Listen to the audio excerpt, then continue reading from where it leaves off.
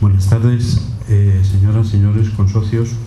Retomamos el ciclo de los centenarios de la primera generación del siglo XX, la generación del XIV y de la Primera Guerra Mundial. Lo retomamos en el día de hoy con esta mesa que nos ocupa del tema del Ateneo de las Polémicas, la rememoración del Ateneo de las Polémicas, un Ateneo que en esta mesa sobre todo vamos a dedicar a la cuestión de los posicionamientos religiosos de clericales y anticlericales en el periodo, especialmente en ese momento, pero también en los años precedentes y en algunos aspectos también las consecuencias de esos posicionamientos durante el periodo de la Primera Guerra Mundial entre sectores o corrientes clericales y anticlericales. En este ciclo y en la rememoración que estamos haciendo de la Primera Guerra Mundial, nos interesa especialmente el recomponer o el recuperar aspectos en cierta medida que ser desligados o con una cierta tendencia a la fragmentación, al ser temas y corrientes que afectan en un momento o en otro a distintos sectores de la sociedad española. Pero la sociedad española, durante ese periodo de la Primera Guerra Mundial, estaba en franca transformación, no solo en el sentido, digamos, material, sino también en el sentido intelectual y en fin, y moral en algunos aspectos, y desde luego en el sentido sociológico, en grandes áreas o en grandes espacios del país. Fruto de ello, precisamente, es la aparición de la generación intelectual de 1914, una generación que está en cierta medida ligada y vinculada con los acontecimientos que inmediatamente se producen en España, pero sobre todo fuera de España, con ocasión de este primer conflicto mundial. En el caso del Ateneo, es básicamente una de las instituciones que recoge gran parte de la inquietud que había existido, que había habido los años anteriores en esa España en transformación, y que proyecta durante esos años una imagen relativamente dinámica porque es en el Ateneo donde se concentran, por un lado, el mayor número de figuras intelectuales prestigiosas que durante la segunda y la tercera década, especialmente durante la dictadura de Primo de Rivera y la Segunda República, van a crear todo un movimiento de expectativas, de cambio y de transformación de España. Pero también es en el Ateneo donde se concentran los sectores que en cierta medida han estado, digamos, oponiéndose, o en algunos aspectos han estado disintiendo, diferenciándose, y en cierta medida también han estado en franca contraposición durante la primera década del siglo y también en esta segunda década del siglo. Así es que el Ateneo se convierte en un espacio extraordinariamente privilegiado para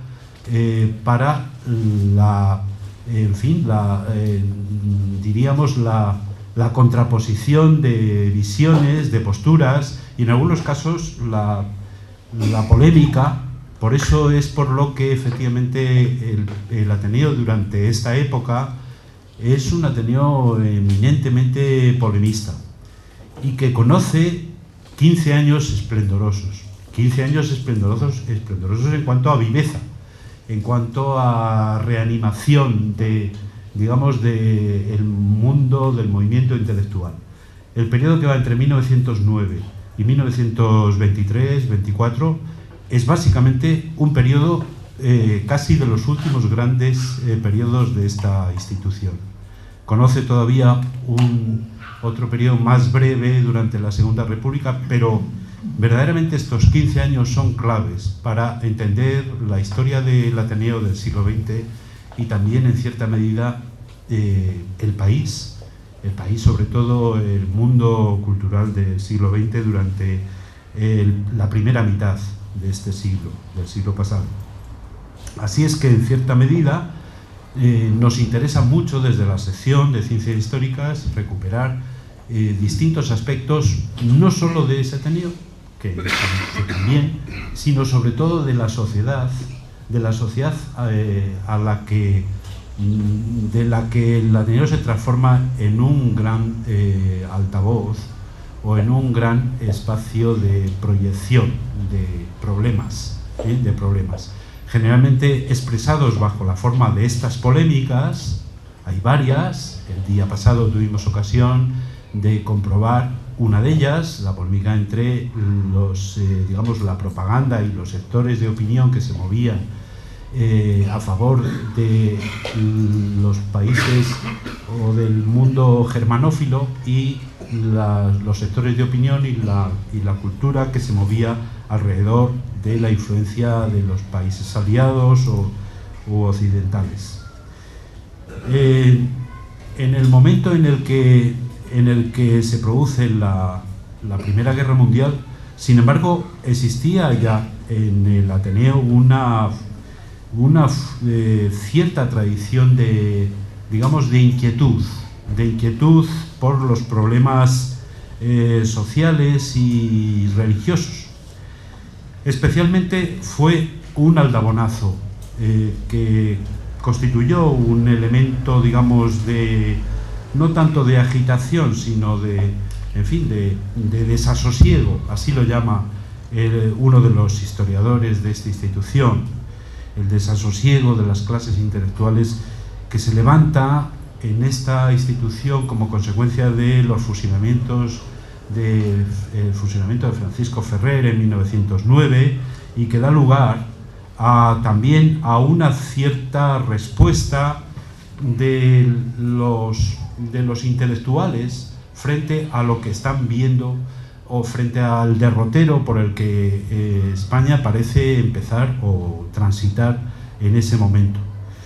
También, en cierta medida, y eso lo han recogido los historiadores de esta institución, como Francisco Villacorta, es un momento, es el de 1909, en el que hay una cierta inquietud en los grupos profesionales. Por ejemplo, hay una contestación del Colegio de Abogados de Madrid a la Curia Romana, a una de los mensajes de la Curia Romana, planteando la idea de que efectivamente este tipo de ejecuciones sumarísimas pues no deben de seguir produciéndose o no deben de seguir desarrollándose en España a partir de entonces, y sobre todo no deben de seguir en un camino de oposiciones como las que en ese momento parecían alentar entre la sociedad, entre algunos grupos de la sociedad civil y la Iglesia.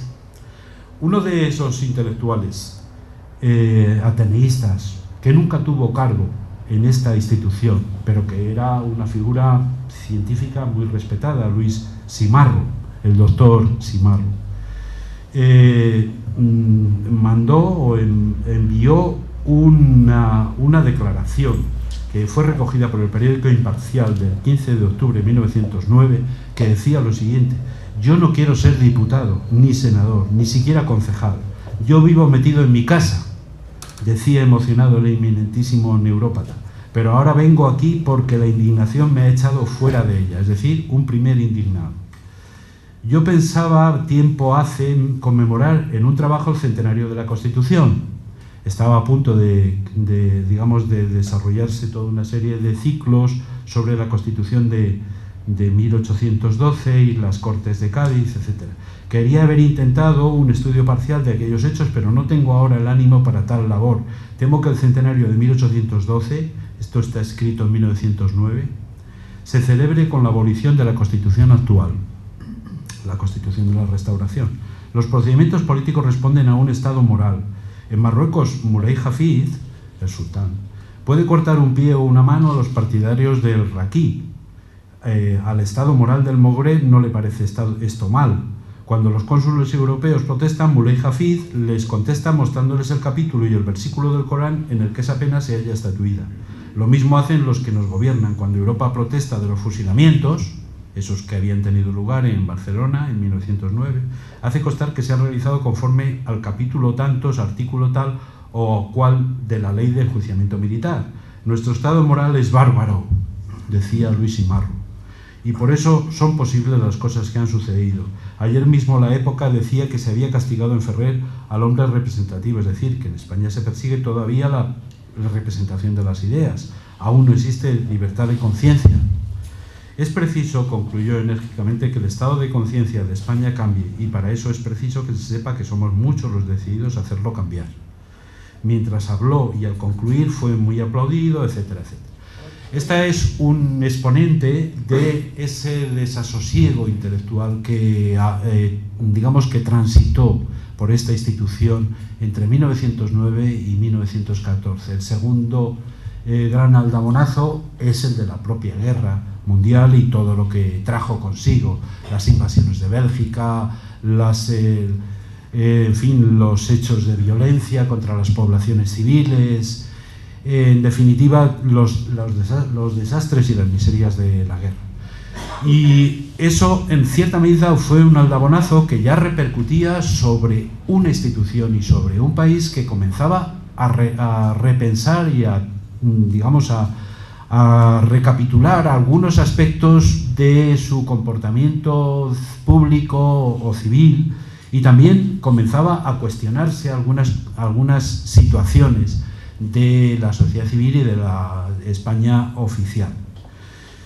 En definitiva, fue un momento muy sensible, y por eso es por lo que los años precedentes en esta institución tuvieron lugar algunos debates entre la situación religiosa y la situación, digamos, de laicidad o de laicismo. Y por eso, efectivamente, algunos de los representantes más destacados de esta intelectualidad, pues hicieron declaraciones como esta.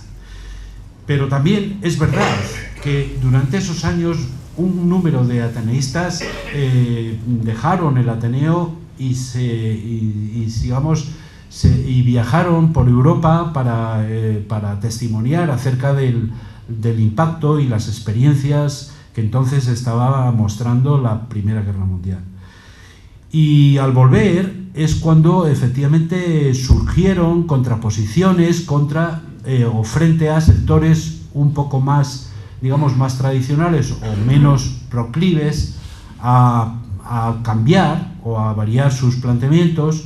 Y es entonces cuando comenzó a haber una serie de confrontaciones en el Ateneo entre sectores, por un lado, no solo alineados con los países contendientes, sino sectores posicionados en determinadas posiciones religiosas, científicas, morales y en algunos aspectos también sociales. Y por otra parte, otros sectores que estaban dispuestos a que esas situaciones fueran cambiando, y además fueran cambiando lo más rápidamente posible a la vista de lo que estaba sucediendo en Europa. En realidad fue un Ateneo que anticipó los choques entre sectores de opinión que tendrían lugar realmente durante la Segunda República. Pero un testimonio de aquel Ateneo, el de Victoriano García Martí, que comenzó a ser secretario de esta institución al dejar el puesto vacante Manuel Azaña en 1920. Victoriano García Martí se presentó a las elecciones. Como saben ustedes, los cargos en esta institución siempre son por elección, nos eligen los socios para los cometidos que llevamos a cabo en esta institución, y alcanzó un éxito en esa candidatura, y escribió 3-4 años después cómo podía, refiriéndose a estos años, desde 1914 en el Ateneo y los choques entre opiniones, cómo podíamos adivinar que allí se estaban formando los destinos de España.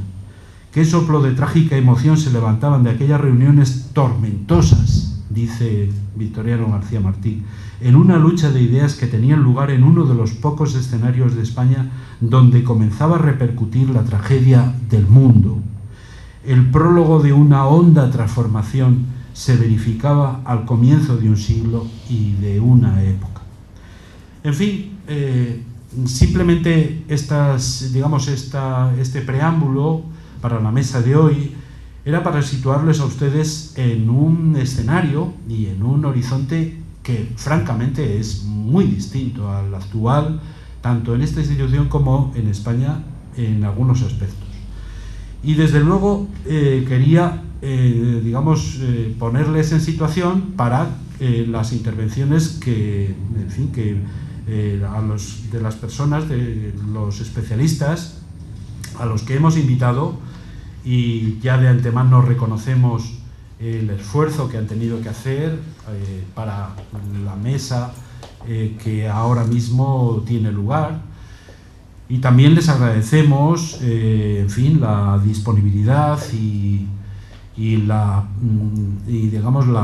buen hacer y el buen criterio que han tenido para desarrollar ante ustedes algunos aspectos, aunque sean muy breves y un poco como pinceladas, de sus propias investigaciones y de sus propios trabajos que ya tienen detrás en una trayectoria realmente acreditada. A mi izquierda está don Julio de la Cueva Merino, a su izquierda también está Ángel Luis López Villaverde, y a mi derecha está don Feliciano Montero. Las tres personas que van a intervenir en esta mesa y que voy a pasar a presentar.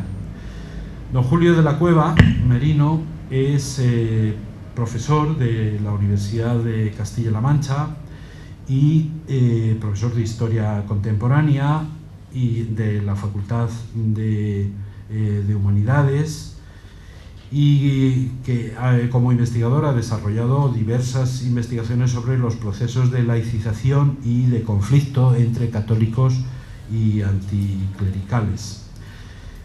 Así, a modo, simplemente a modo de exponente de sus últimos trabajos, pues en cuanto a artículos, pues por ejemplo está El laicismo republicano, de este mismo año, o de hace 2 años, El asalto a los cielos, una perspectiva comparada para la violencia anticlerical, para examinar la violencia anticlerical española de 1936. Este trabajo es de 2012. Entre sus libros, realmente tenemos que citar los últimos libros importantes, uno de ellos en colaboración con don Feliciano Montero, que es Izquierda Obrera y Religión en España, 1900-1939, de 2012, pero hay entre sus aportaciones hay libros realmente importantes y extraordinariamente estimulantes. Por ejemplo, también en colaboración con don Feliciano Montero, Laicismo y Catolicismo, el conflicto político religioso en la Segunda República.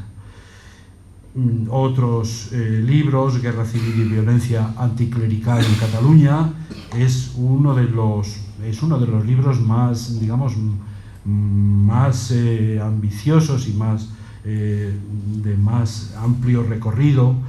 Lleva como subtítulo Un ensayo de interpretación, publicado en 2001. O ya hace algunos años, Clericales y Anticlericales, justo el título de la mesa de hoy. Este libro, que llevaba como subtítulo El conflicto entre confesionalidad y secularización en Cantabria, entre 1875 y 1923, en realidad da cobertura a los años, una parte de él dan cobertura a los años que vamos a examinar en esta mesa. En segundo lugar,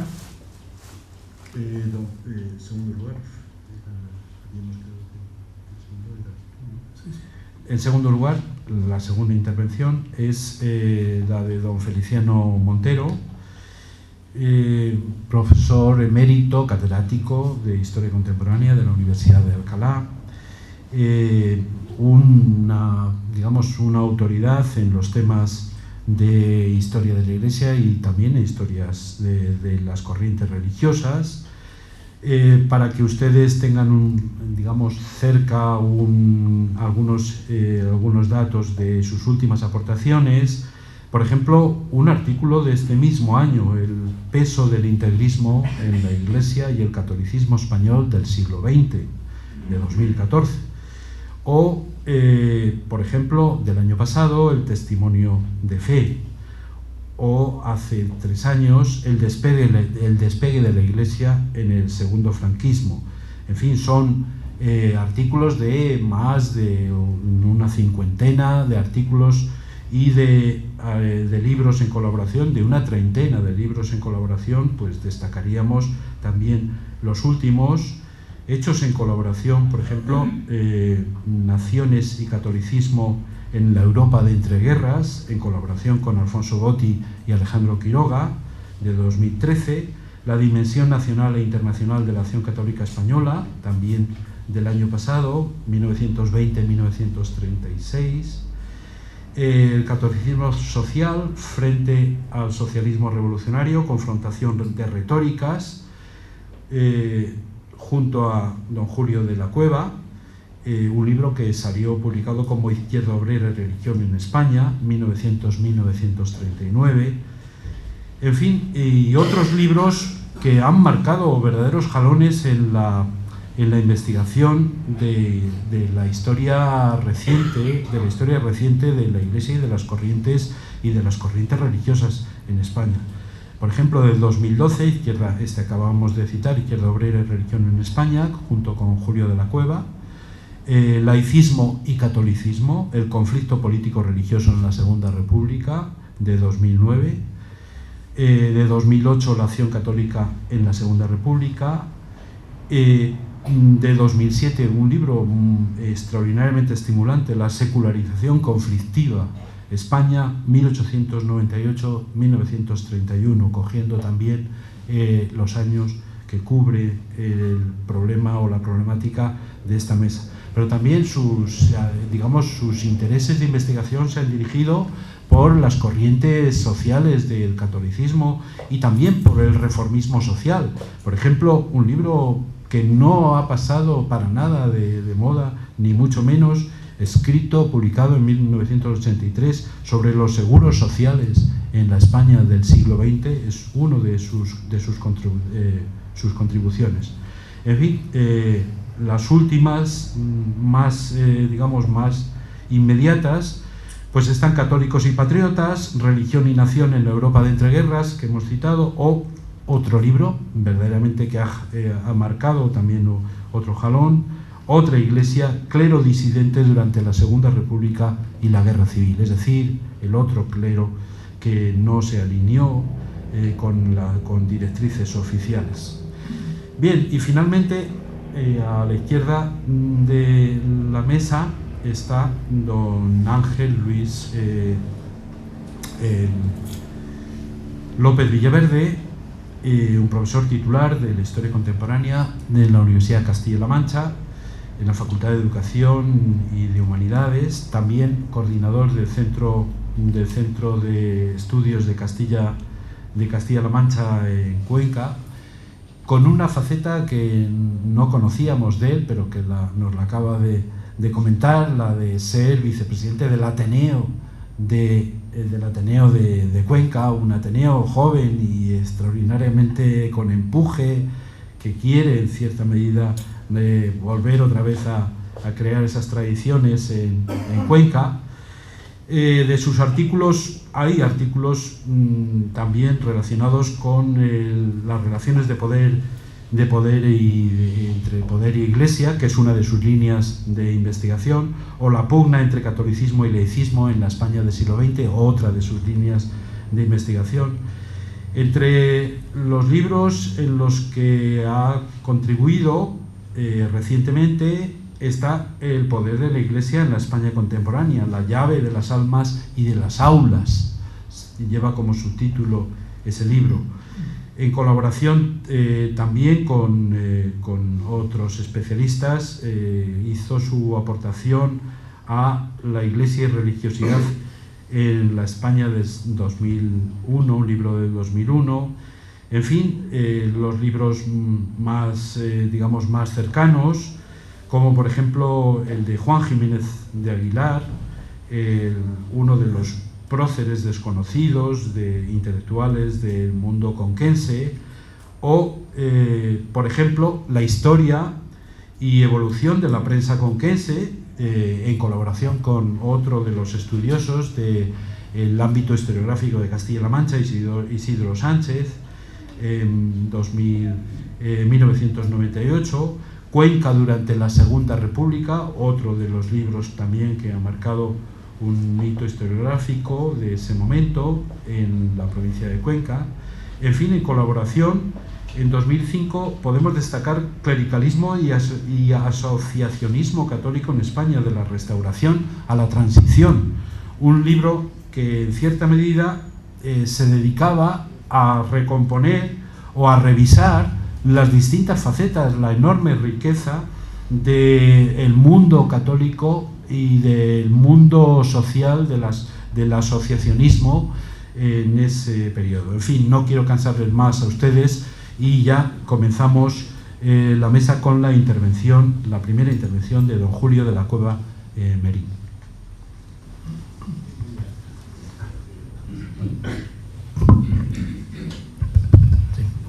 Muchas gracias al profesor Alejandro Díez Torres por la invitación a estar aquí en esta sede. Hablar en el Ateneo siempre es un honor y una ilusión en una institución con tanta historia. Bueno, me toca intervenir en primer lugar. Eso tiene una doble ventaja. La primera ventaja es que uno piensa que lo que se deje en el tintero, sus compañeros se encargarán de completarlo, y en segundo lugar hay una segunda ventaja, es que nadie le pisa a uno lo que tiene que decir.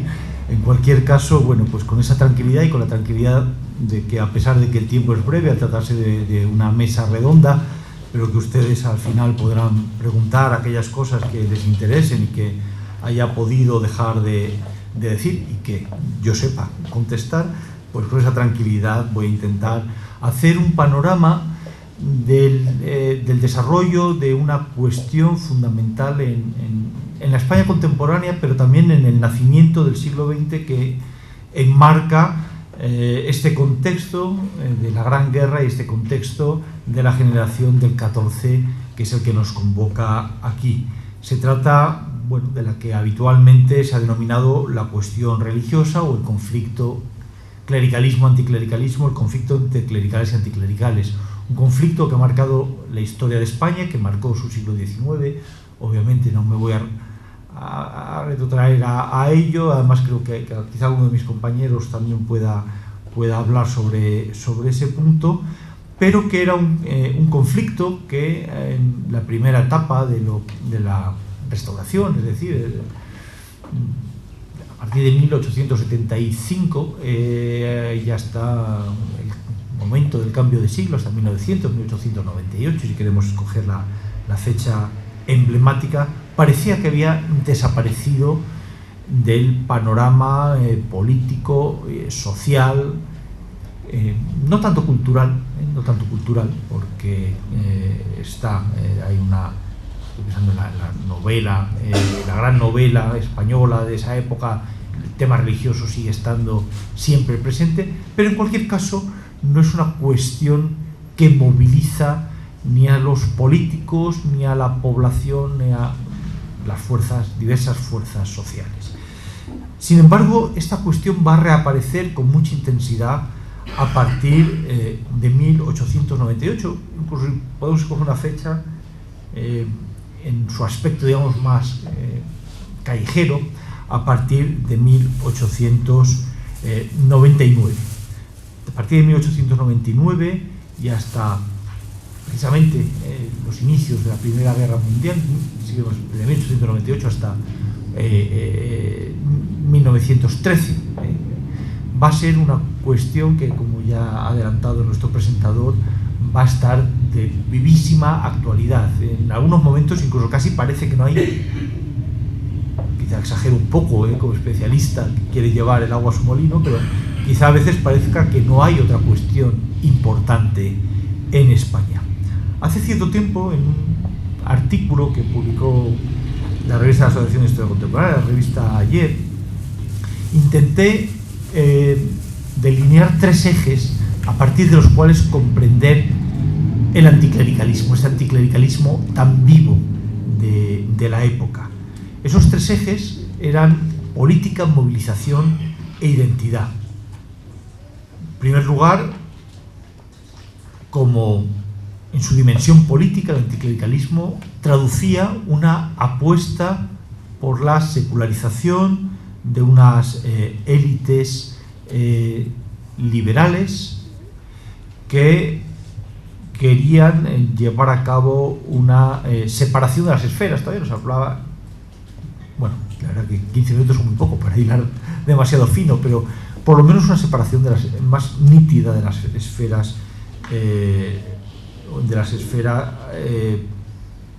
civil y religiosa. Unas políticas secularizadoras que se llevan a cabo desde el Estado, o que pretendían llevar a cabo desde las instituciones del Estado o de otras administraciones, por ejemplo los municipios, y que se van a encontrar obviamente con la oposición de la Iglesia, que se resiste a abandonar una situación de privilegio. Una dimensión política, una dimensión, decía, de movilización, porque es verdad que la recuperación del anticlericalismo para la política va a verse acompañada de una intensa movilización en la calle.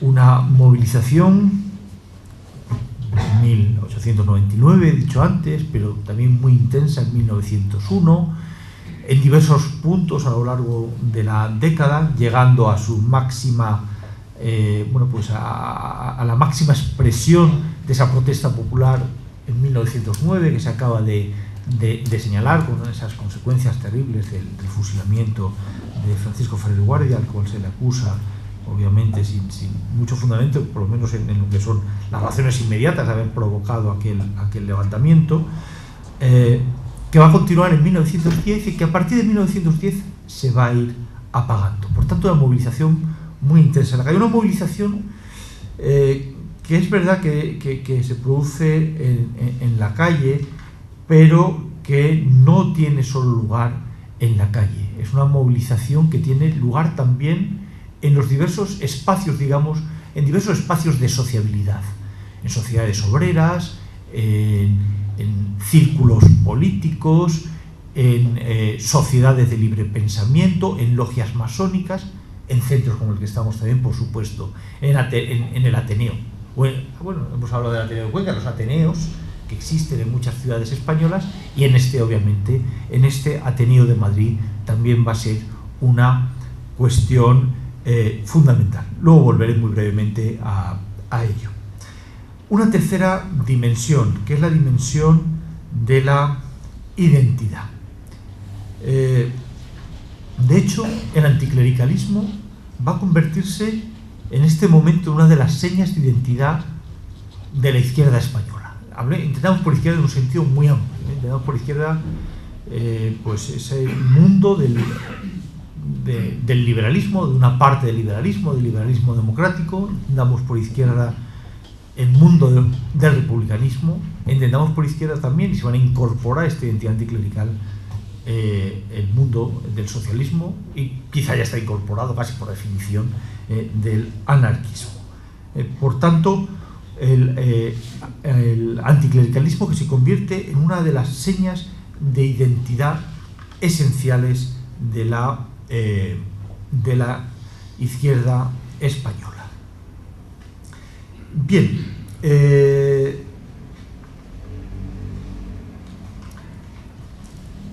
decía que el anticlericalismo es una seña de identidad de la izquierda y es una seña de identidad también de los sectores intelectuales. Retrotrayéndonos a aquellas primeras movilizaciones y a la generación anterior, a la generación de 1914, quizá no es muy conocido, pues la participación de Azorín, Maeztu y Baroja en la animación del estreno de Electra en Madrid, y cómo ellos son los que empiezan a gritar: mueran los frailes, abajo los jesuitas, desde el patio de butacas. Por tanto, bueno, había una cierta, aparte obviamente de otro tipo de reflexiones de carácter obviamente más sesudo y más letrado que hicieron a través de sus escritos, de sus intervenciones diversas, pero habían, digamos, ya desde muy temprano una identificación de determinados sectores, obviamente, de la intelectualidad española con esas políticas anticlericales y con esos sentimientos anticlericales, con esas propuestas anticlericales. Estoy además hablando, es una generación anterior, la intervención de los tres, de Maeztu, de Baroja y de Azorín en el estreno de Electra. El autor de Electra era don Benito Pérez Galdós, claro, que también se había distinguido por su preocupación por toda la temática religiosa, y que con esa ocasión había escrito una obra de teatro realmente incendiaria. Eso, o sea, porque en algún momento decía: hay que quemar todos los conventos, hay que quemar Madrid. Algo así decía en Electra en un momento uno de sus protagonistas. Bien, digamos que esa generación del 98, algunos pronto, Maeztu, Azorín, pronto abandonarían esas o no tardarían demasiado, antes Azorín que Maeztu, no abandonaron esas posiciones. Baroja mantendría por más tiempo. Unamuno tenía su particular, pues casi debate interior, ¿no?, sobre la cuestión religiosa. Y de nuevo, digamos, esa preocupación por la cuestión religiosa será retomada por la generación intelectual posterior, la generación del 14. Pero mientras tanto, esta institución en la que nos encontramos, y como ha dicho nuestro presentador, fue caja de resonancia de esos debates tan intensos que se están produciendo en la sociedad española. Y cuando antes he hablado de política, de movilización de identidad, quizá tenía que haber dicho cuáles eran las preocupaciones fundamentales, porque por un lado es verdad que había el profesor Álvarez Junco lo definió hace mucho tiempo, hace bastante tiempo, es que el tiempo pasa muy rápido. Estoy pensando en el libro del Emperador del Paralelo, y es un libro del año 90, o sea, hace ya mucho tiempo. Definió bastante bien cómo se crea un discurso anticlerical de movilización, en el cual, un discurso que él califica de tipo populista, en el cual, se configura al clero como el gran enemigo del pueblo y un poco el causante de los males de España, ¿no? Pero había luego algunas propuestas más concretas que ese gran discurso, destinado al consumo de las masas. Y fundamentalmente esas propuestas iban en dos direcciones. Yo creo que quizá Luis lo va a insistir en alguna de ellas y no quiero entrar en más, pero iba en una dirección que era la de la del control que se pensaba que se debía ejercer sobre la proliferación de comunidades religiosas que se están produciendo en España, contra las órdenes religiosas, algo que ya venía del siglo XIX. Son órdenes y congregaciones religiosas, por un lado, y por otro lado, la gran cuestión de la enseñanza. En una breve y rápido vistazo a cuáles son las conferencias que el Ateneo, sobre todo en los años centrales, recorren esas conferencias toda la década, pero desde 1909 a 1912 hay una gran actividad en torno a la cuestión religiosa en el Ateneo. Bueno, pues en buena medida se reflejan esas dos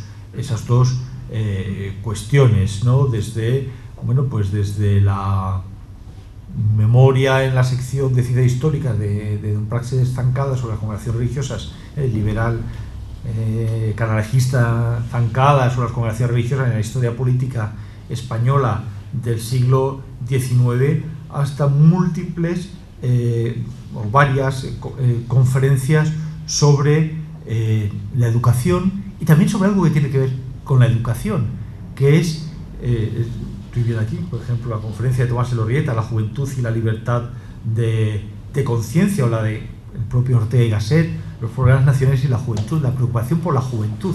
¿Quién educa a la juventud? Las dos juventudes, ¿quién está educando a la juventud?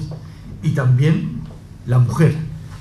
También alguna conferencia sobre la educación de las mujeres y la juventud. De nuevo, esos elementos que se teme que caigan en manos o que sean controlados por el elemento clerical. Bueno, pues un Ateneo que es caja de resonancia de estas preocupaciones, y un Ateneo en el cual despuntan, tenemos aquí, bueno, los representantes de la generación del 14 en el programa de este ciclo de conferencias, los cuales, bueno, pues cada uno esa preocupación por la cuestión religiosa. Estoy pensando desde Ortega, que se declara agnóstico, que se declara ateo, pero que luego tiene un anticlericalismo muy razonable y muy moderado, o una Azaña, que en aquel momento está identificado con el Partido Reformista, por tanto un anticlericalismo también moderado, pero que se muestra muy firme en determinadas cuestiones, como la cuestión, y luego eso se verá en la Segunda República, de no entregar la enseñanza a la Iglesia, o de retirar el control de la enseñanza de la Iglesia. Un Fernando de los Ríos, o Llopis, que va a hablar mi compañero, o don Ramón Pérez de Ayala, que publica en 1910 a MDG, que por cierto veo que también fue objeto de debate, quizá un poquito posterior, bueno, con otras de las grandes preocupaciones que he mencionado antes, las congregaciones religiosas y los jesuitas, que era, digamos, donde se concentraba toda la caracterización del mal que podían ocasionar las congregaciones religiosas. No digo que MDG, que es un libro muy fino, representa absolutamente el discurso más grueso en ese sentido, ¿no? Pero ahí aparece. Bueno, en cualquier caso, decía antes que la cuestión religiosa y el debate entre clericales y anticlericales tiene un punto de intensidad en torno a 1909 y 1910, de la ley del candado, una ley que precisamente intenta limitar, una ley que prevía a la aprobación de una ley de asociaciones, para la cual se daban 2 años, e intentaba limitar de nuevo el número de congregaciones, de comunidades religiosas en España.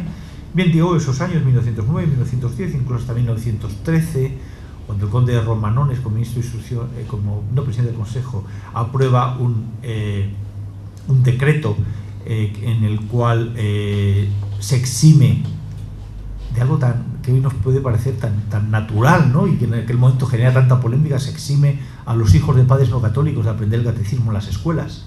Bueno, digamos que a partir de entonces parece que decae, ¿no?, esta cuestión. Bueno, ¿qué pasa durante la guerra? ¿Cuáles son las...? Bueno, pues durante la guerra pasa, por un lado, que, y antes de la guerra, pasa que, por un lado, bueno, pues hay otros elementos que entran a formar parte de las preocupaciones del mundo liberal y republicano español, la cuestión social, la guerra de Marruecos, la guerra, obviamente, la guerra mundial. Antes lo comentábamos antes de entrar, porque hay una cuestión, es que hasta aquel momento Francia había resultado un estímulo, y que sé que eso lo va a tocar a mi compañero Feliciano Montero, pero Francia hasta este momento había resultado un estímulo para los anticlericales españoles. Es Es decir, querían que en España ocurriera lo que había ocurrido en Francia, que había habido unas políticas que habían llevado a la separación de la Iglesia del Estado en 1905. ¿Pero qué ocurre en Francia? Ocurre en Francia que cuando Francia entra en guerra se produce el fenómeno de la unión sagrada, la unión sacrée. La unión sagrada de todos los franceses en torno a la causa de la patria. Y a eso acaba, de momento al menos, con el problema social y también con la cuestión religiosa. Los franceses, de cualquier ideología, de cualquier condición religiosa, mueren en las trincheras y los curas, los capellanes, están muriendo y están en las trincheras. Y la cuestión religiosa en Francia en aquel momento pues no se aparta, ¿no? Deja de ser ese estímulo para el caso español. Bien, de alguna manera y durante quizá cierto tiempo pudo revivirse la división entre clericales y anticlericales a través de la división entre germanófilos y aleadófilos, con una identificación, y sé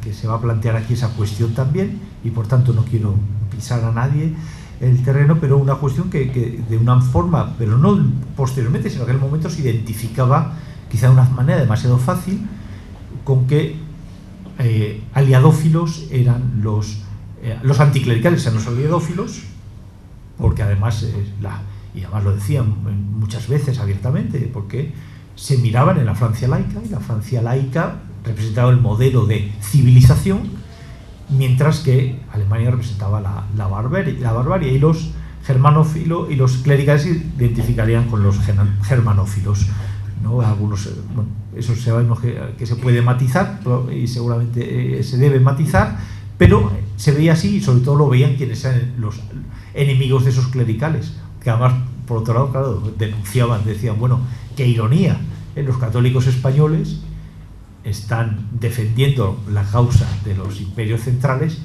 y sobre todo la de Alemania, claro, eso no valía tanto para Austria-Hungría, pero la causa de Alemania, que es un país protestante, y que ha destruido la católica Bélgica, la ha arrollado, está cometiendo 1000 atrocidades en Bélgica y en el frente francés.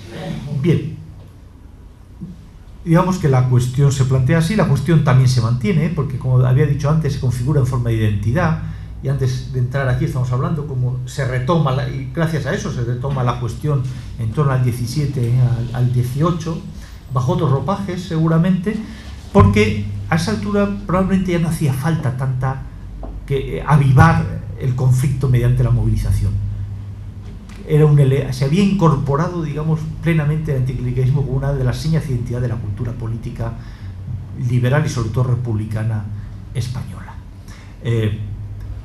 Sin embargo, aparentemente los que habían triunfado cuando acaba la guerra son los clericales y no los anticlericales. Aparentemente, y uno de esos elementos de apariencia, por ejemplo, es la inauguración en 1919 del monumento al Sagrado Corazón de Jesús por el rey Alfonso XIII, con la leyenda Reino en España, que parecía dar fe de que después de la guerra, después de que que se hubiera producido la revolución bolchevique en Rusia, después de que hubieran caído unas cuantas testas coronadas en Europa, sin embargo España había sido preservada de aquel desastre. Se atribuye obviamente una forma de explicar aquello es la especial protección divina y el deseo de que en España se mantenga un régimen de cristiandad significado en el corazón de Jesús. Y yo no quiero alargar mucho más porque ya llevo casi más tiempo del que debía y cedo la palabra a mis compañeros. Pues muchas gracias a Julio de la Cueva por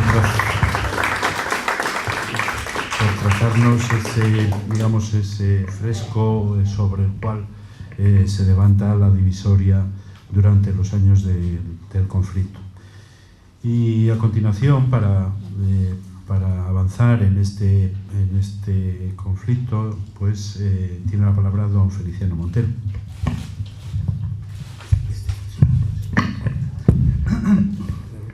Sí. Buenas noches.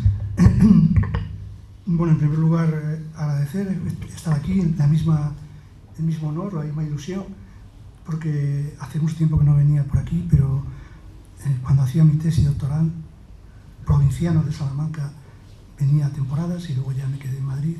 Estoy hablando de segunda mitad de los años 70, era asiduo de la biblioteca y buena parte de mi tesis doctoral la hice sobre los fondos de la biblioteca del Ateneo. Pero después he venido bastante poco, ¿no? Y en ese sentido, pues, digo, me hace ilusión estar aquí, ¿no?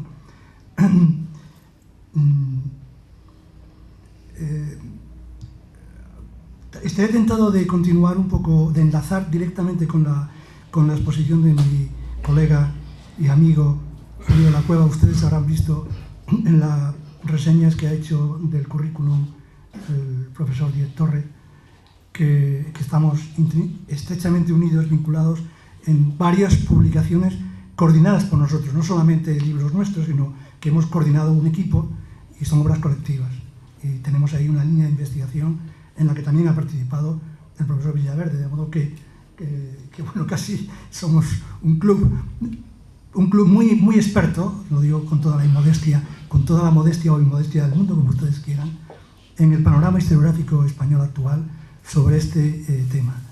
Llevamos muchos años trabajando el conflicto clericalismo-anticlericalismo, el conflicto catolicismo-secularización, catolicismo-laicismo, intentando estudiarlos como dos bloques, como dos polos, estudiándolos conjunta y recíprocamente para poder entenderlos más allá de la propia polémica histórica que desgraciadamente muchas veces ha trasladado a la historiografía y a la publicística, ¿no? Intentando distanciarnos de esa perspectiva para hacer un análisis histórico sereno de ese conflicto, ¿no?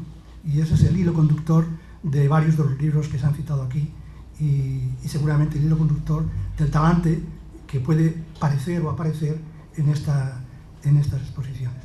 Pero yo pensé, aunque pido excusas porque quizás me saliera un poco de lo que es el argumento central de esta mesa, directamente hacerme la pregunta de cuál es la posición de la Iglesia en general, no solamente de la Iglesia española, especialmente, pero en el contexto europeo y vaticano, de la posición de la Iglesia y del mundo católico durante la guerra, durante la Gran Guerra, frente a la Gran Guerra.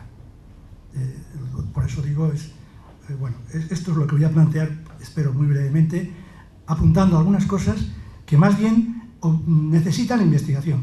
Yo creo que no están investigadas, ni yo mismo tampoco las he desarrollado, pero pienso que pueden ser interesantes. Primer punto, la Iglesia, el Vaticano, Benedicto XV, porque hay que tener en cuenta que casi la guerra comienza con un nuevo pontificado. Se cierra el pontificado de Pío X, que había sido muy particular, es el gran defensor o el que condena el modernismo religioso y frena una serie de líneas que se habían ido abriendo durante el pontificado de León XIII y también en el propio pontificado de Pío X, pero quedan frenadas en el año 7 con la encíclica La Paccendi. Ese es un tema apasionante, muy interesante a nivel internacional, europeo y también a nivel español, aunque apenas tuviera eco en el mundo eclesiástico, en el mundo católico español, sí que tuvo eco en el mundo intelectual. Es decir, Ortega efectivamente conoce eso, Unamuno, todos estos son en cierta medida modernistas religiosos sin ser católicos o siendo más o menos agnósticos, pero entienden esta cosa. Bueno, Pío XII representa esa época, pero la guerra comienza exactamente con un nuevo pontificado, que es el pontificado de Benedicto XV, que va a durar aproximadamente el tiempo mismo de la guerra y poco más, bueno, unos 2 años, 3 años más. Y Benedicto XV se empeña en intentar mediar, lo cual es prácticamente una tarea imposible, porque si decía una palabra de más a favor de los franceses, la decía contra los católicos alemanes y viceversa, de modo que prácticamente no podía hablar, o si hablaba era literalmente rechazado por los catolicismos nacionales, que eran los que dominaban esa época. ¿Cuál es un poco la doctrina del Vaticano, la doctrina de Benedicto XV, la Iglesia en relación con la guerra? Me baso en un libro que merecería ser traducido de uno de los mejores historiadores italianos religiosos y del tema de la secularización y todo esto, que es Daniele Menoxi, que se titula el libro Chiesa, Iglesia, Paz y Guerra en el Novecento. Es un panorama que abarca todo el siglo XX, llegando hasta el final del siglo XX, la doctrina y la posición de la Iglesia respecto a la guerra y a la paz, y comienza con el capítulo referido precisamente a la Primera Guerra Mundial. ¿Y qué es lo que dice al respecto? Pues dice 4 puntos, básicamente. La Iglesia, como era lógico, como es bastante de esperar en esa época, hace una lectura, una interpretación de la guerra en clave providencialista. La guerra es el castigo de Dios por los males, por la apostasía de las masas, por la secularización del Estado y de la sociedad, por la inmoralidad, etc. Y la guerra será purificadora de eso. Esa es una lectura muy tradicional que se había hecho también, por ejemplo, en España, en relación con la guerra del 98 y tantas otras veces, ¿no? Es decir, es típica y tópica. Bien. Segundo punto. La guerra puede ser la ocasión para restaurar el poder y la autoridad del Papa a nivel internacional. Porque el Papado, el Vaticano, todavía era un estado en el aire, es decir, estaba, a partir de la unificación italiana, estaba allí enclaustrado en su pequeña comunidad y no estaba reconocido. El reconocimiento del Estado Vaticano se produce por Mussolini en el año 30, los tratados de Letrán, 29-30. Hasta ese momento, el Estado Vaticano, la Iglesia internacional, no tiene entidad internacional, pero la tiene de otra manera. Y en este sentido, la guerra, si la Iglesia logra presentarse, el Papa logra presentarse como un árbitro independiente en medio de un mundo católico confrontado, no solo católicos, había más gente, pero básicamente franceses, alemanes, austríacos, todos eran católicos y todos estaban realmente matándose en las trincheras. Si logra ser el árbitro de eso, entonces podrá recuperar ese prestigio, esa autoridad, etcétera, ¿no? Que le permitirá a su vez realizar el proyecto de siempre de la Iglesia de restauración social católica, etcétera, frente al reto de la secularización, al reto de la laicización, etcétera, ¿no? Ese sería el segundo punto que se plantea ahí. Y al mismo tiempo, sin embargo, paralelo, todos los catolicismos nacionales, como se ha dicho antes, legitiman la guerra. Es decir, la guerra es legitimada por los católicos franceses, por los católicos alemanes, por los católicos austríacos, como una guerra santa, sagrada. Y vale la pena morir por la patria, como católicos. Bien, en tercer lugar, la guerra puede también, a lo mejor, ser frenada, puede ser paliada a través de alguna devoción religiosa nueva, vieja, pero que se refuerza. Y es justamente, señala Daniele Menossi, que es un gran especialista en ese tema, la devoción al Sagrado Corazón. El Sagrado Corazón es una devoción que apela a una serie de valores, fundamentalmente un amor universal, a un sentido pacificador, en definitiva, que acaso pueda servir más allá de los intereses nacionales para intentar, eso es lo que pretende el impulso que el Vaticano y el Papa da a esa devoción. Pero no es tan fácil, porque los católicos franceses hacen su propio culto devocionario al Sagrado Corazón en clave nacional. Bueno, no hay que olvidar que en Montmartre, en el 89, en el centenario de la Revolución Francesa, era el monumento al Sagrado Corazón, expiación de la Revolución Francesa. Y eso todavía estaba en la memoria católica francesa, y por tanto no valía tanto para una posición internacional, sino para una posición nacional. Pero bueno, esta era una posibilidad. Y en cuarto lugar, señala Daniele Menossi, un punto muy interesante, dice él que quizás al final o a mediados de la guerra, en el trabajo de Benedicto XV, del Papa, por intentar mediar, se plantea el principio del cuestionamiento de la guerra justa, que era como la razón católica, la razón cristiana, ya muy antigua, que en algunos momentos era realmente, estaba legitimada la guerra moralmente, y por tanto la asunción o la participación de los cristianos en ella, el patriotismo, etcétera, etcétera, ¿no? Entonces, hay una nota diplomática en agosto del 17, muy controvertida, del Papa, dirigida a todas las instancias, para intentar frenar la guerra. Y en esa nota hay un elemento, se coloca expresamente una expresión que se llama, en italiano, inutile strage, o sea, inútiles estragos. Es decir, los efectos de la Gran Guerra son tan enormes y tan inútiles. En esa expresión realmente había un principio de deslegitimación de la guerra justa. Trasladémoslo ya mucho más adelante al debate sobre la guerra atómica, y la guerra fría y la guerra nuclear. Entonces hay un momento en que se plantea, bueno, ¿hay alguna guerra justa? Bien, entonces este es un planteamiento que hace también aquí el autor. Eso valdría para plantear un poco el esquema general de la posición de la Iglesia. El contexto europeo, los católicos europeos, como se ha señalado, como ha anticipado el profesor Julio de la Cueva, la unión sagrada, la unión sacré. La unión sagrada generalmente se interpreta, y es cierto, que rompe la internacionalidad obrera. Es claro, es decir, el internacionalismo obrero llamaba a la resistencia a la guerra, pero la causa nacional es superior a ella, y rompe eso.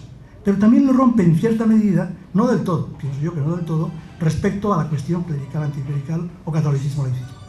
Efectivamente, Francia tenía la ley de separación del 5, pero Portugal la tenía más reciente, la tenía en el 11, la ley de separación.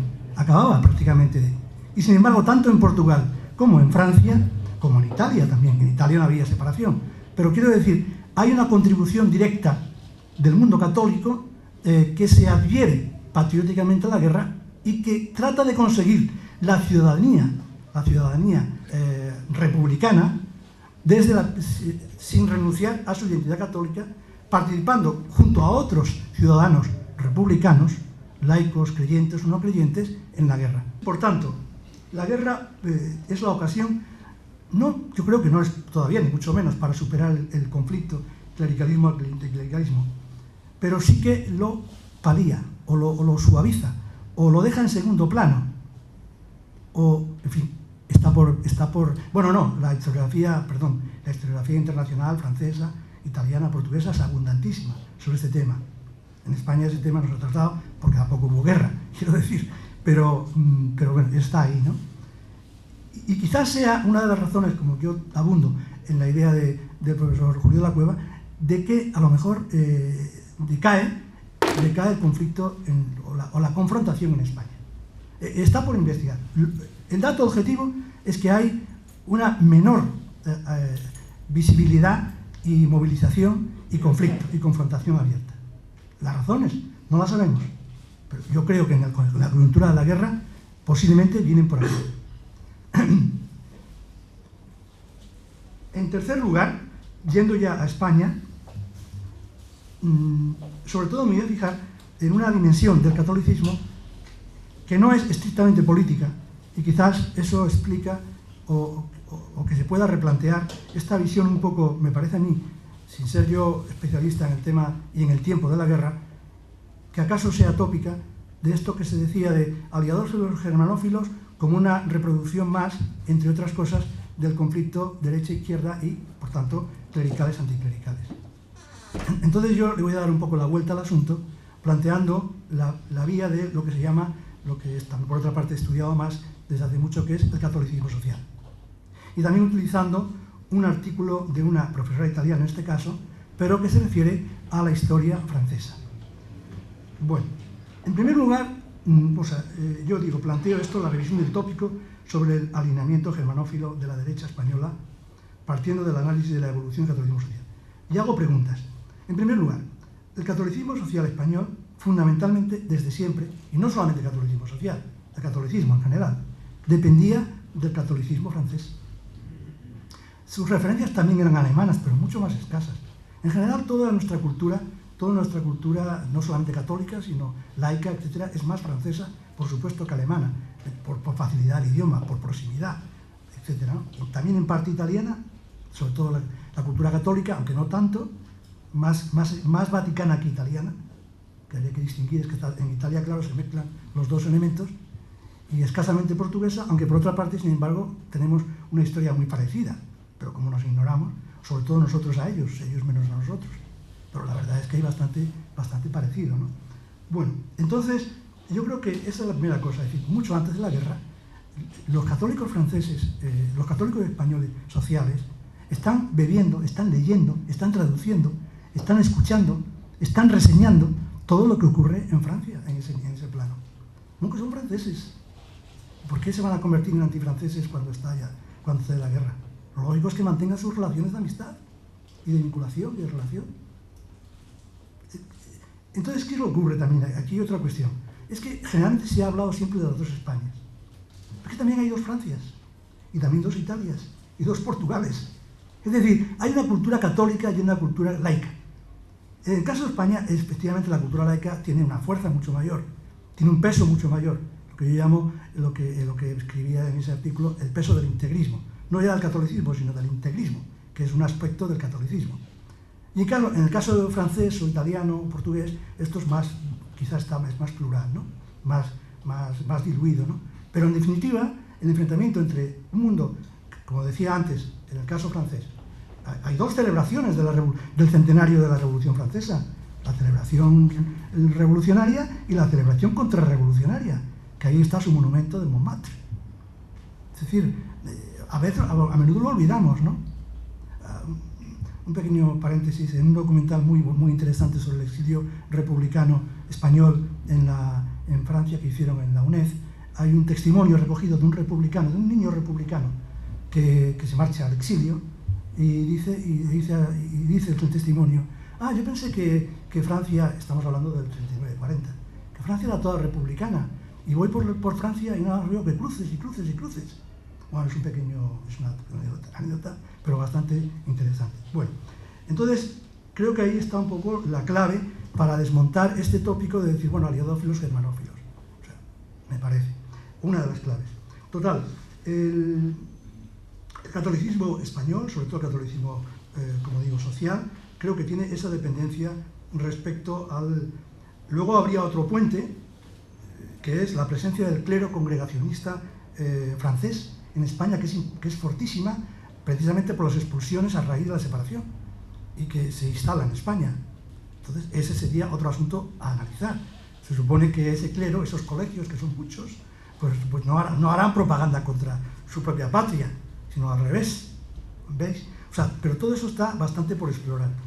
Pero finalmente, el último apunte que quería dar es que la propaganda, los comités de propaganda, que son muchísimos durante la guerra, para intentar atraer las voluntades hacia sus propias posiciones, pues uno de esos comités es de base francés, es de base fundamentalmente católica, y ha sido muy bien estudiada por esta profesora italiana en un artículo magnífico en el que demuestra cómo a partir de la acción de ese comité se crea en Barcelona en el año 17, pero su preparación empieza antes, una gran revista, se llama la Revista Quincenal, que aglutina a un montón de escritores, algunos estrictamente católicos, otros no tanto, precisamente está Zorín, está Valle Inclán, es decir, trata de hacer una red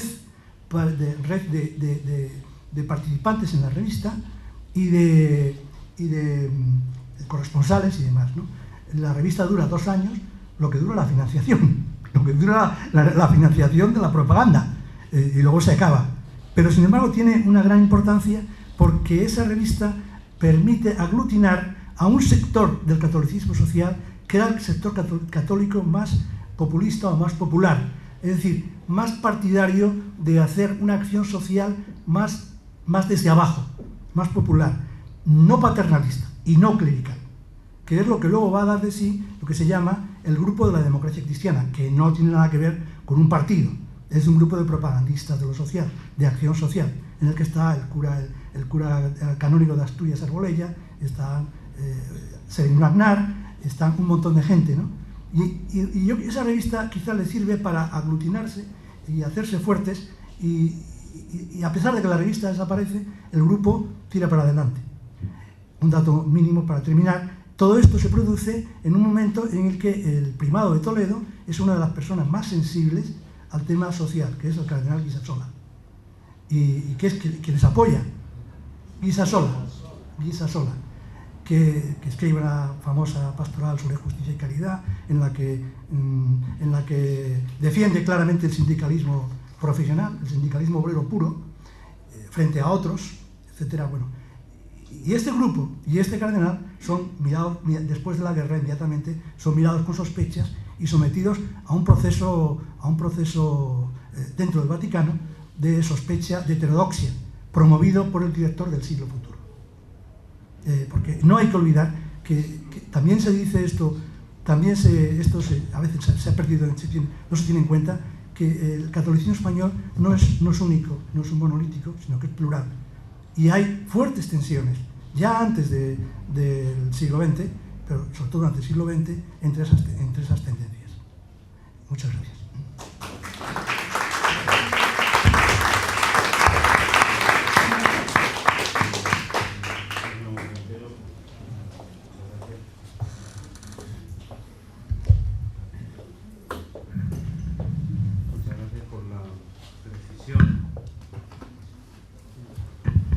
muchas gracias a don Feliciano Montero por la precisión y, en cierta forma, la recomposición de ese horizonte internacional en el que se mueven las corrientes que nos ocupan en esta mesa. Y finalmente tiene la palabra don Ángel Luis López Villaverde en el otro lado de la mesa.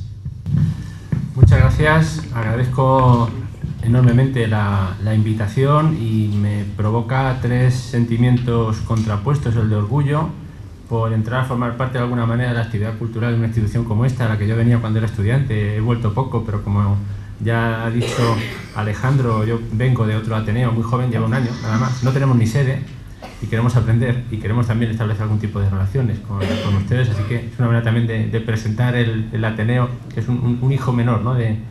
Pero un Ateneo que quiere también tener fuerza y revitalizar la ciudad, ¿no? Por otra parte, además de orgullo, miedo escénico, como decía Valdano, ante un auditorio tan selecto, y por otro lado cierto pudor porque no he dispuesto del tiempo suficiente o el tiempo que me hubiera gustado a mí para preparar una intervención de esta naturaleza. Pero vamos a entrar un poco en el tema y voy a intentar también un poco basarme en algo que han dicho mis compañeros y enlazar con algunas de las cosas que se han dicho. Se nos pide que hablemos de los posicionamientos religiosos, clericales y anticlericales en una época del Ateneo esplendorosa, básicamente la que llevó Manuel Azaña como secretario primero, incluso como presidente en la sombra a partir de 1916, ¿no? por la enfermedad o por ya que era bastante mayor el presidente Rafael María de Labra. Y tengo que reconocer, como ya me han dicho el presentador, yo soy especialista en todo caso en el conflicto político-religioso en los años de la República, y últimamente he escrito un libro más general, más ensayístico, sobre el poder de la Iglesia en la España contemporánea, y ahí hablaba un subtítulo de la llave de las aulas, ¿no? Entonces voy a intentar enlazar con este tema, la llave de las aulas, porque uno de los temas que me ha llamado más poderosamente la atención de esta época en que Azaña está al frente como secretario, pero algo más, de esta institución, es que se lleva a cabo una campaña por la laicidad de la enseñanza en el Ateneo. Por otra parte, ateneístas e institucionistas participan en actividades conjuntas, hay vasos comunicantes y los institucionistas básicamente por lo que tienen intereses por la educación. Entonces voy a intentar, digamos, como ya del clericalismo y del anticlericalismo ya se ha hablado más, voy a hablar más de otros aspectos que tienen básicamente relación con la educación y con aspectos simbólicos que de alguna manera también lo ha apuntado antes Feliciano. Es curioso ver cómo el nacimiento del Ateneo de Madrid en 1835 casi coincide con el nacimiento de la cuestión religiosa. Es cierto que la cuestión religiosa tiene antecedentes que hay que llevarlos más atrás, el principio de la Revolución Liberal, que tiene 3 fases, en fin, la Guerra de Independencia es la primera fase, pero la desamortización prácticamente coincide con el nacimiento del Ateneo, de manera que van de la mano casi la cuestión religiosa y la propia vida del Ateneo. Y cómo con la desamortización y con la Revolución Agraria Liberal la Iglesia pierde el poder de las arcas y a cambio le dan el poder de las aulas.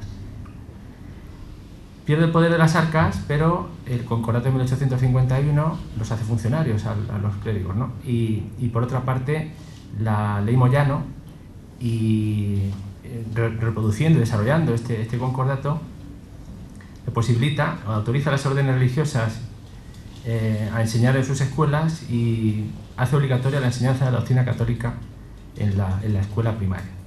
Por tanto, le da a la Iglesia una recompensa por haber sido agredida, ¿no? Por ese sentimiento de sentirse agredida. Cuando llega la Restauración, después de la época del Sexenio, la institución eclesiástica, cuando se habla de Iglesia se habla de tantas cosas que quizás hay que hablar de institución por un lado, por otra parte comunidad, en fin.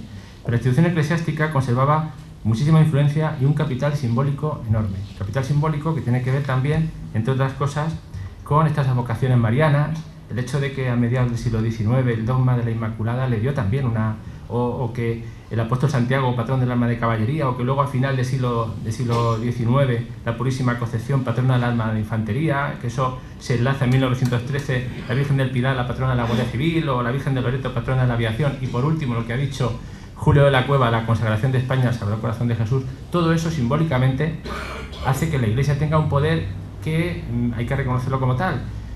Hace poco leí unas declaraciones de uno de los diseñadores más importantes que decía: la cruz es un símbolo tan potente que cualquier diseñador, por más que quiera intentar poner en marcha un símbolo que sea lo suficientemente potente, nunca va a llegar a lo que puede significar una cruz, ¿no? Por tanto, ese componente simbólico que tiene la Iglesia, que además fija las fiestas y que de alguna manera estaba en la vida cotidiana de las personas, aunque no fueran creyentes, eso muchas veces se le pierde la pista y es uno de los elementos que más hay que tener en cuenta. Junto a eso, el que conserve las aulas para poder impartir doctrina.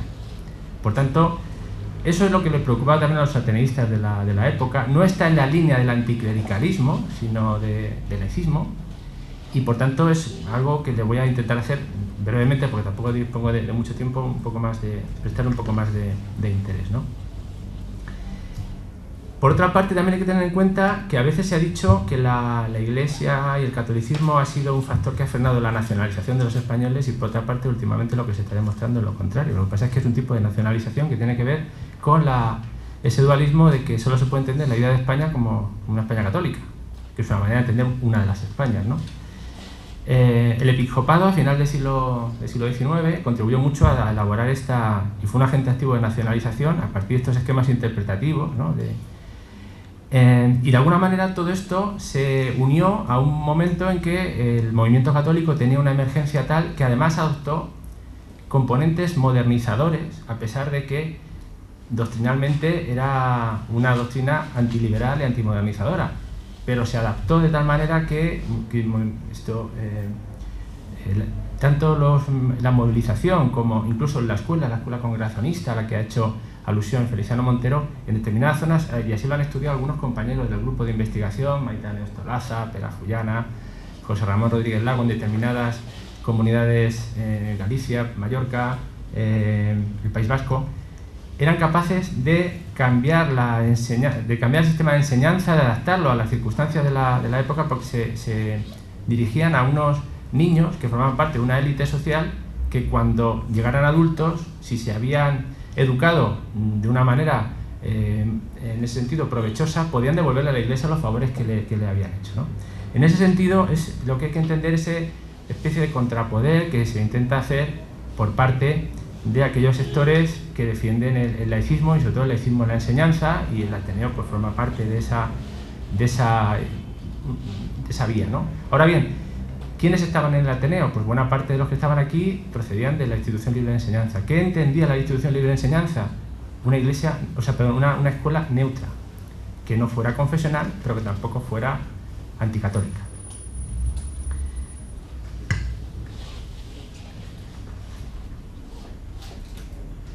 El mayor pulso que se echó, por tanto, entre catolicismo y laicismo tuvo en la escuela uno de los componentes básicos.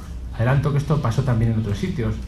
Hace no mucho publiqué algo referente a Bélgica, ¿no? que también hubo este pulso, pero allí, sin embargo, hubo un contrapoder, bajo mi punto de vista, más fuerte que en España, y es que no solo la masonería, sino también ahí el hecho de poner en marcha instituciones culturales y universitarias que podían hacer el contrapoder al catolicismo, hizo que desde el primer momento se consolidara un Estado laico que permitió que no fueran esas enemistades tan potentes, o que no hubiera esas luchas tan fuertes como las hubo en la España de entonces, ¿no? Bien, pues volviendo otra vez al Ateneo, y después de este preámbulo, y puesto que el Ateneo estaba más en la línea de una escuela neutral, aunque también había católicos, que ahora voy a mencionar a un par de ellos que se salen un poco de esta dicotomía, de este enfrentamiento entre clericalismo y anticlericalismo, ¿no? Como Lazareto del Libre Pensamiento, templo de aprendizaje, antesala del Parlamento, de un ministerio, como dijo Unamuno, al que luego me referiré, como primer creador de opinión pública, y como esta nueva generación del 14 que entró en 1909 y le dio una nueva vida, ¿no? a una institución que consideraban, igual que la política, la consideraban ya un poco vieja, ¿no? Incluso algunas de las cosas que decían entonces ahora se están reproduciendo, ¿no? de alguna manera, ¿no? La vieja política frente a la nueva política. Bueno. Digo que la entrada de Azaña, o la responsabilidad de Azaña al frente de esta institución como el Ateneo, coincidió justo con su entrada en el Partido Reformista. 1913 es un año de crisis del sistema político de la Restauración y se pone en marcha un proyecto, el Reformista, donde entran muchos intelectuales, se declara accidentalista en cuanto a las formas de gobierno, se supone que no tenían que pactar con la vieja política. Azaña, como tantos otros, incluso firman el manifiesto fundacional, colaboran y están en la organización del partido, pero en realidad el Partido Reformista, la idea que tenía en relación a la cuestión religiosa era una secularización del Estado. Desde luego, nada que ver con posicionamientos anticlericales, sencillamente muy parecido a lo que podían mantener aquellos sectores como católicos liberales o reformadores, porque tampoco el catolicismo era monolítico, ¿no? Por aquellos momentos estaban en España, no lo suficientemente fuerte, pero en otros países de nuestro entorno sí, había unas corrientes modernizadoras. El modernismo, por ejemplo, en España casi no cuajó, pero Unamuno era uno de los representantes más importantes. Alfonso Botti así lo ha estudiado en un libro que se ha traducido recientemente, ya lo publicó en italiano hace un tiempo. El modernismo, el incipiente grupo de democracia cristiana, todo eso hacía que se viera en España, como en otros sitios, que el catolicismo no era solo la posición de la jerarquía y que por tanto que habían otras posiciones más modernizadoras e incluso que entre el clericalismo y el anticlericalismo, y en el Ateneo encontraron acomodo esas posiciones, ¿no?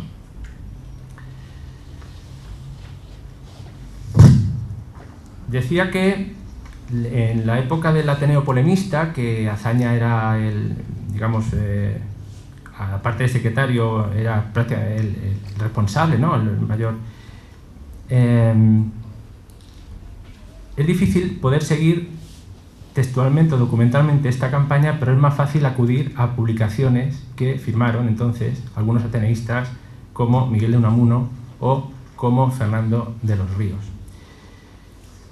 En 1907, una correspondencia que mantuvo Miguel de Unamuno y que con algunos colegas italianos, se quejaba de que en España el modernismo no pudiera tener tanto arraigo y en artículos posteriores firmados en 1917 en un periódico de Buenos Aires, en La Nación, se quejaba de que el catolicismo en España se basaba en una rutina inconsciente, que era una costumbre pública, una práctica ritual, y que el catolicismo social incluso era antagonista del fermento innovador que podía o que estaba el modernismo en España menos, pero en países como Francia más, estaba intentando difundir, ¿no? Criticaba la hipocresía sobre la que sostenía la catolicidad española y de alguna manera desde posiciones más heterodoxas o desde un sentimiento religioso más íntimo estaba también Fernando de los Ríos, otro ateneísta que en 1919 va a ingresar en el Partido Socialista y que también, como Unamuno, compartía una religiosidad más individual. En el caso de Fernando de los Ríos, para él la religiosidad era emoción, anhelo de libertad, y defendió un individualismo espiritualista, unas creencias antiinstitucionales y antidogmáticas, y sobre todo su religiosidad que radicaba en la fe y en una búsqueda de la fe que podía en muchos casos provocar un desgarro, porque si uno quiere creer y no cree, eso provoca un desgarro en aquel que está ante ese sentimiento contradictorio. Él era partidario de que el diálogo entre el hombre y Dios en la Iglesia sobraba, ¿no? Por tanto, nos encontramos en esos años con dos ateneístas de la talla de Unamuno, de la talla de Fernando de los Ríos, que se van de la polémica clericalismo-anticlericalismo y que están en una línea de una especie de catolicismo, en algunos casos heterodoxo. Luego se va a declarar erasmista Fernando de los Ríos, como bien saben, ¿no? Incluso una mirada hacia la religiosidad que sentía Fernando de los Ríos en aquel momento era algo así como la que sentían los místicos, ¿no? del siglo XVI. Como la polémica y el debate es difícil seguir, porque al menos en el poco tiempo que he tenido para preparar no he podido ver esa secuencia documental, sí estas publicaciones de estos ateneístas. ¿Qué estaba haciendo Azaña mientras tanto? Pues Azaña, como miembro del Partido Reformista y más involucrado en las campañas, en este caso aliadófilas frente a los germanófilos, bajo mi punto de vista, creo que no tuvo protagonismo suficiente en este debate. Sin embargo, sí que es la base para que luego, en los años 30, otros tres, dos de los ateneístas que ya he mencionado, Azaña y Fernando de los Ríos, y un tercero que es Rodolfo Llopis, que va a estar dentro de la dirección del Ateneo en 1936, sean los que, iba a decir, los que le dan solución al problema. No le dan solución, digamos, es los que le dan el giro 180 grados a ese problema. A tres ateneístas, por tanto, van a tener en sus manos la resolución del problema religioso, y Rodolfo Llopis en concreto el tema de la enseñanza en sus manos, por tanto revertiendo eso de la llave de las almas, perdón, la llave de las aulas, y incluso yendo más allá de lo que la institución libre de enseñanza decía, de una escuela neutral, que por tanto no solo era antidogmática, pero no era anticatólica. Rodolfo Llopis, como director general de primera enseñanza, va a ir más allá y va a aplicar un modelo de escuela partiendo del mismo concepto que Azaña de Estado educador, pero yendo más allá, porque no solo tenía que extirpar el analfabetismo, sino que tenía que convertir la escuela en un instrumento revolucionario. Y para que eso fuera así, para que hubiera una revolución de las conciencias, decía Llopis, implicaba, por su incompatibilidad con los dogmas religiosos, que la religión no tuviera ninguna posibilidad de estar en las escuelas, ¿no? Algo que le criticaron algunos institucionalistas liberales que consideraban que estaba traicionando el espíritu de la institución, ¿no? Si Azaña, en los años que está al frente del Ateneo, aunque luego va a volver a ser depositario y además presidente, va a dimitir en 1932, ya siendo presidente de gobierno, en fin.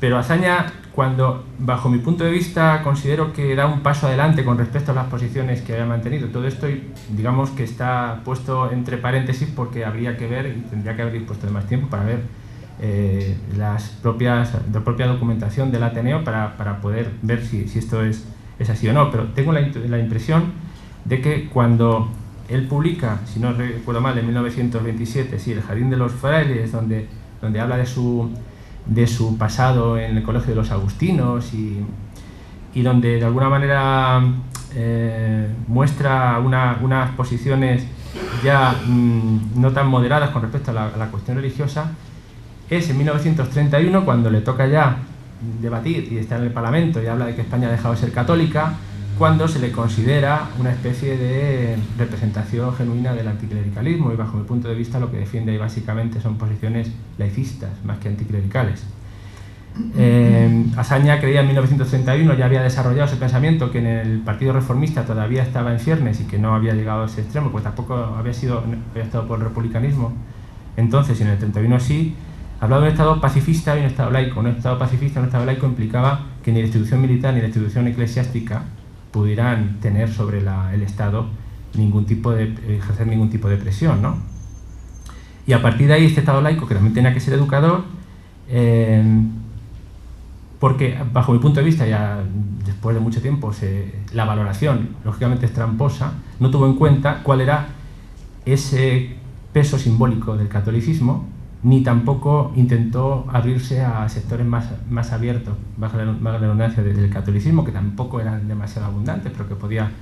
El caso es que él, con este Estado pacifista y este Estado laico, no quería precisamente hacer algo que otros diputados jabalíes en las Cortes,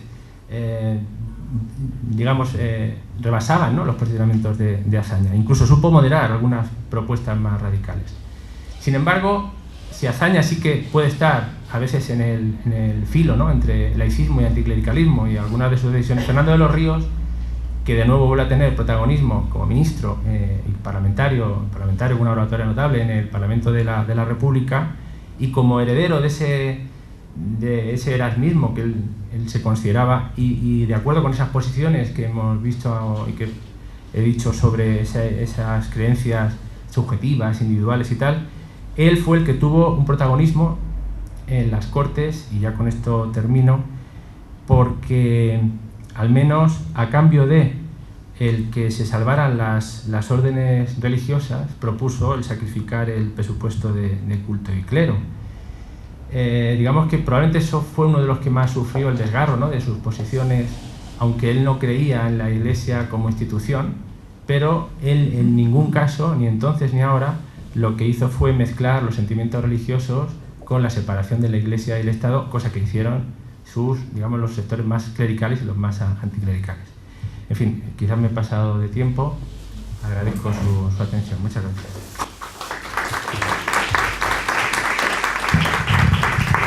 Muchas gracias a don Ángel Luis López Villaverde, sobre todo por acercarnos esa tercera vía de las posiciones de un catolicismo o un cristianismo más individual, representadas en el Ateneo por las figuras de Unamuno o de Los Ríos, y también por recuperar esa figura poco recordada de Rodolfo Llopis, un conquense que efectivamente tuvo una importancia central en las reformas educativas de la Segunda República. La próxima mesa de rememoración se refiere a los posicionamientos científicos y técnicos producidos a propósito y trasladados de la Primera Guerra Mundial en España, y en el Ateneo de los posicionamientos bélicos. Esta mesa tendrá lugar el 1 de diciembre. Hasta entonces, muchas gracias por su atención e interés.